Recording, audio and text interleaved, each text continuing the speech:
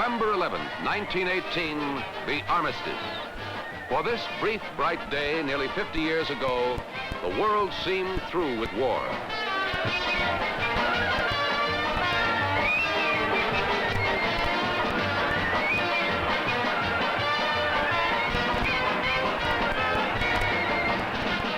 They sailed returning troop ships, their decks alive with cheering men.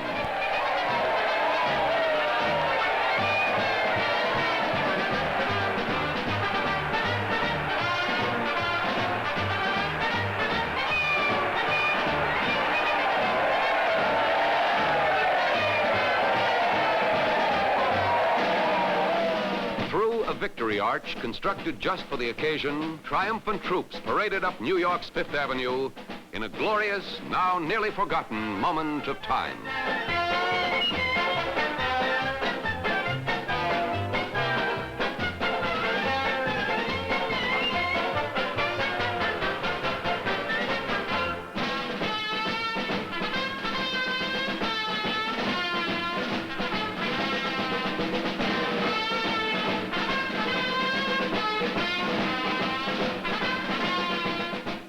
Finally, caught in the flow of high emotion, the crowds could be contained no longer, but surged forward to engulf the ranks of happy boys come home. And then, in this most impersonal of cities, there was dancing in the streets.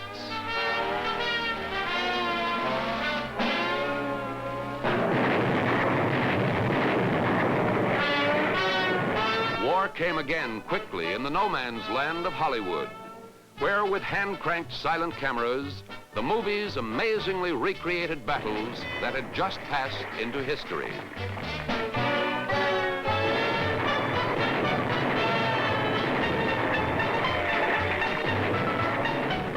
Though Hollywood was bustling and growing, it was still a small town in 1919. On Hollywood Boulevard, James Cruz directed 1,000 extras in mob scenes for The Lottery Man, starring the most popular leading man of the day, Wallace Reed. That's Wally himself talking to Mrs. Cruz and admiring the Cruz baby. Also shot on Hollywood streets that year, though on a much smaller scale, was a little comedy called Lucky Dog. The obscure comedian being bounced from his boarding house had once been Charlie Chaplin's understudy. Some of you may have already recognized Stan Laurel in a day when his face seemed to consist entirely of eye makeup.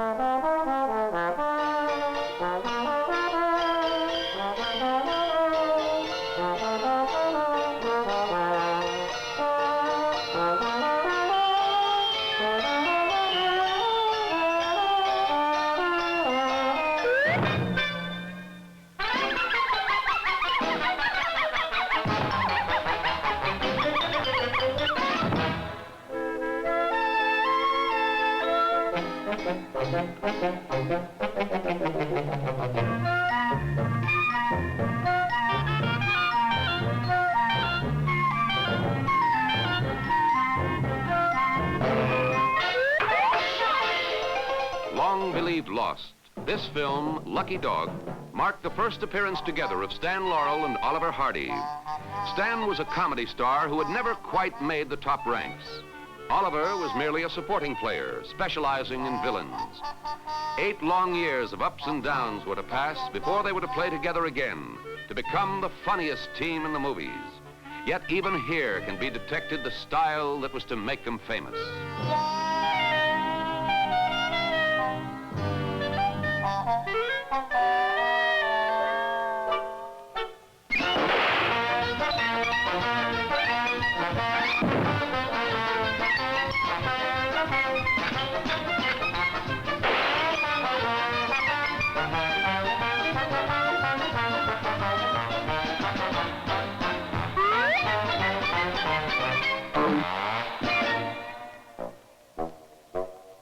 The frozen face behind the flame is that of Buster Keaton, second only to Chaplin among the immortal silent clowns.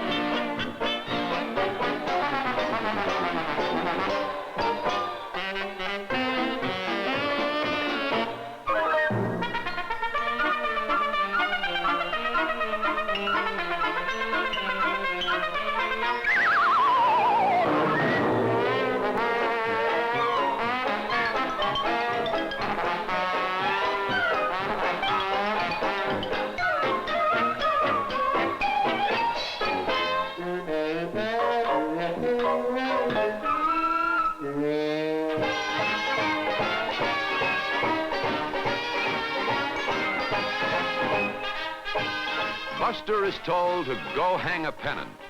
Keaton lived in the surrealistic world of the sight gag, where events had a dreamlike quality, and the dreams were often nightmares.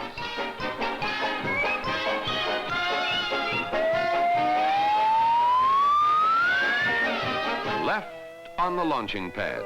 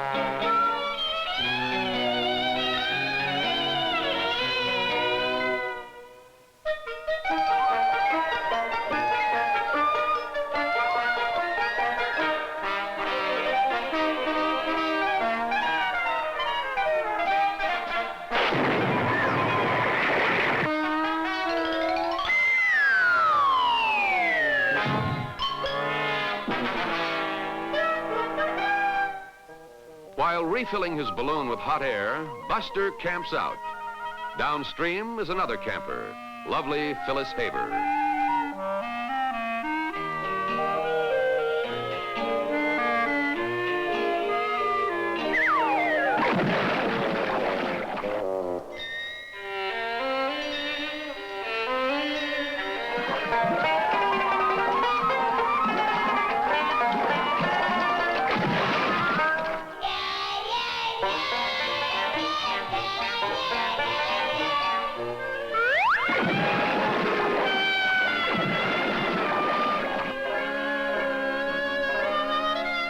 Boy meets girl.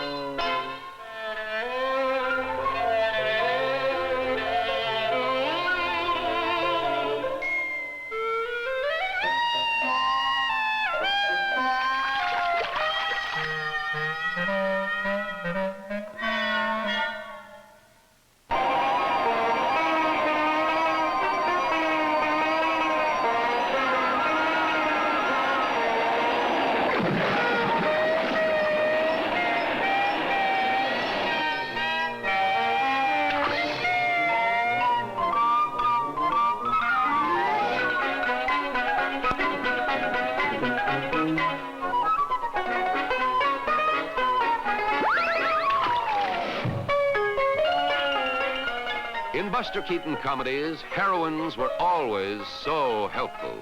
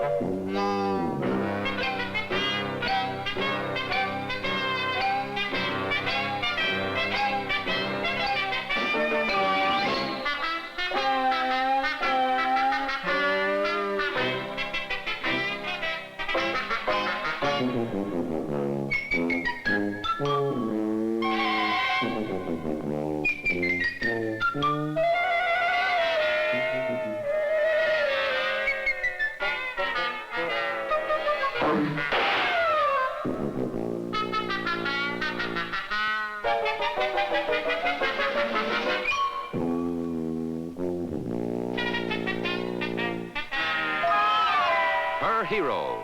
In the finest romantic tradition, boy and girl sail off together.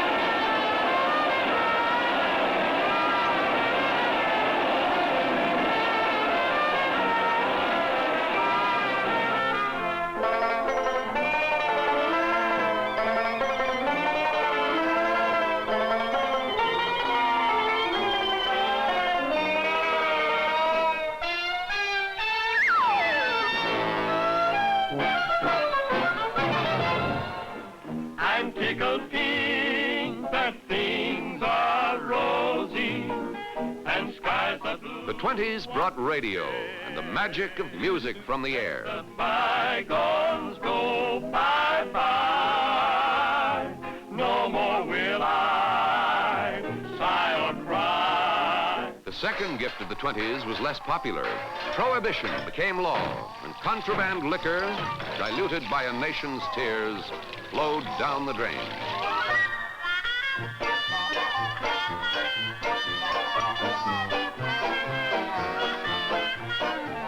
New words entered the language, like bootlegger and speakeasy. Remember the peephole? This was the Great White Way in 1920 at the beginning of the Jazz Age. Though movies had advanced from the side streets to Broadway itself, the most lavish signs still advertised the stage. By the 20s, Hollywood had the biggest studios, the biggest sets, the biggest stars, and its movies were circling the globe.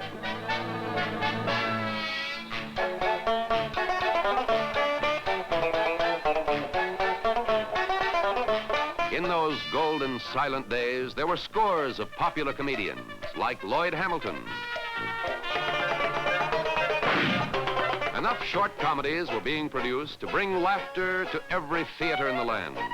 Lupino Lane is the little fellow with the educated leg.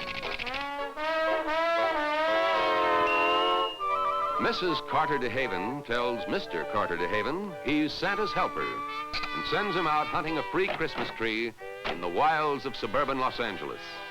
The year was 1922. The DeHavens, parents of a future star named Gloria, were favorites of vaudeville and the Broadway stage.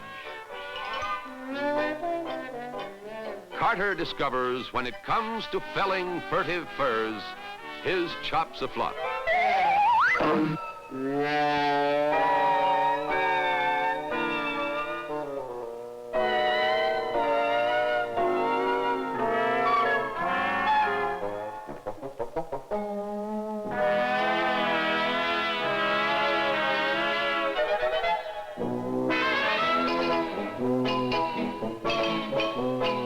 just exercising, explains Carter. I'm a woodsman of the world.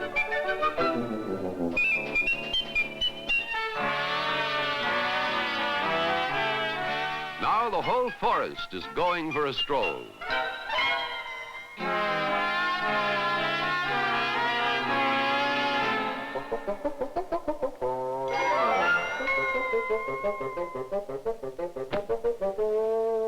Carter has at last found a Christmas tree, one that neither walks, trots, nor runs. It does, however, trim itself.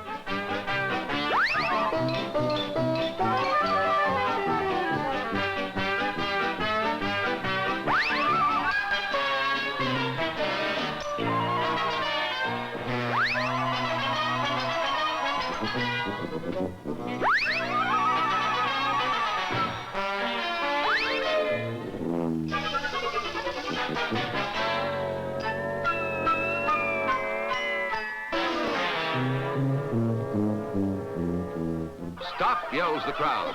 That tree's a kleptomaniac.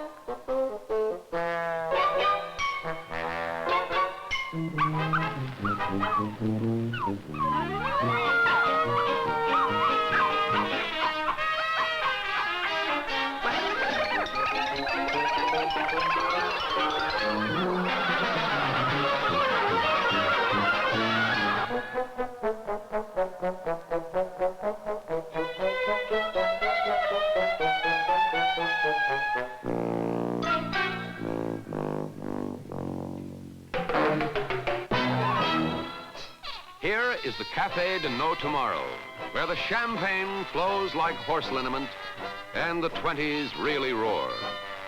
To this Mack Sennett conception of Babylon comes nonchalant Billy Bevan in his role as Givney Gleeps, the sheep-dip king.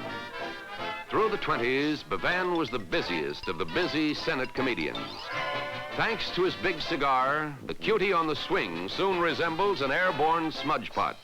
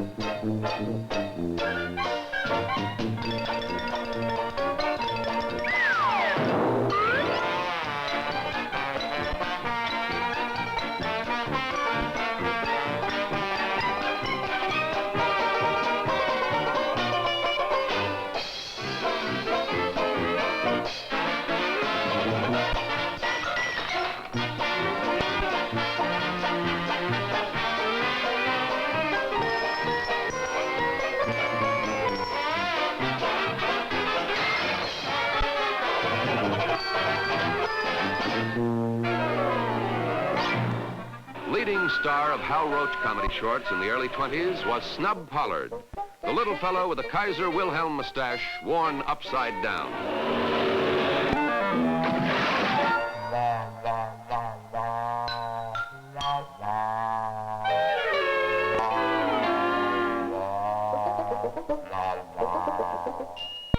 Snub discovers that Wifey, with unfailing woman's intuition, has found the perfect love nest, aided by their friendly neighborhood real estate agent. Hubby signs on the blood-stained...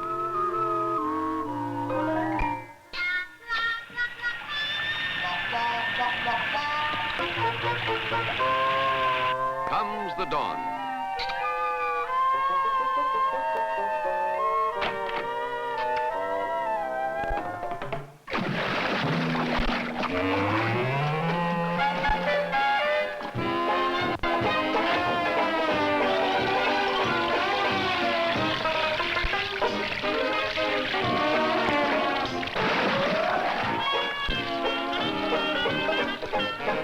Time began to row in the guests for the housewarming.